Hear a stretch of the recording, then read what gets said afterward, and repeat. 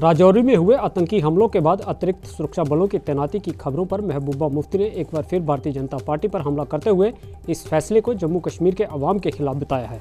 पत्रकारों से बात करते हुए महबूबा मुफ्ती ने कहा कि जम्मू कश्मीर में पहले से ही सेना है और उसने 30 सालों में अपना फर्ज निभाते हुए जहां लोकतंत्र को बहाल किया।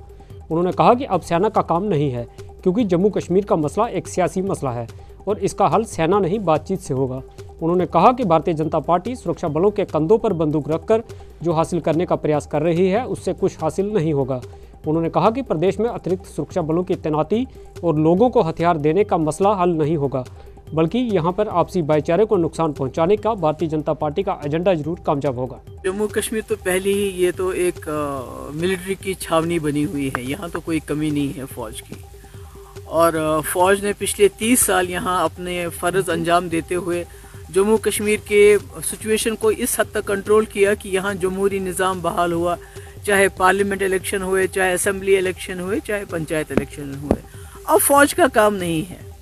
जैसे बहुत बड़े बड़े एक्सपर्ट्स जो है सिक्योरिटी के या फ़ौज के जो बड़े बड़े ऑफिसर्स हैं, वो सब ये मानते हैं कि जम्मू कश्मीर एक पॉलिटिकल इशू है, एक सियासी मसला है, इसका कोई मिलिट्री सोल्यूशन नहीं है। दुनिया की कोई भी ताकत कितनी भी ताकतवर हो, चाहे वो अमेरिका क्यों ना हो, चाहे वो चाइना क्यों ना हो, अपने अवाम के साथ जंग नहीं लड़ सकते और उस जंग को कभी नहीं जीत सकते। तो इसलिए जम्मू कश्मीर के मसले के लिए यहाँ जो फौज ने काम करना था वो कर चुकी है। अब जो बीजेपी फौज के कंधे पे, सिक्योरिटी फोर्सेस के कंधे पे रख के बंदूक चलाना चाहती, इससे कुछ हासिल नहीं होगा। अगर मसलों का हल मिलिट्री के जरिए होता तो जो चाइना ने 20-22 फौजी हमारे जो है उनको शहीद कर दिया, 2000 स्क्वायर किलोमीटर ज़मीन पे हमारे कब्ज़ा किया, वहाँ तो डायलॉग चल रहा है, वहाँ तो रिकन्सिलेशन की बात चल रही है।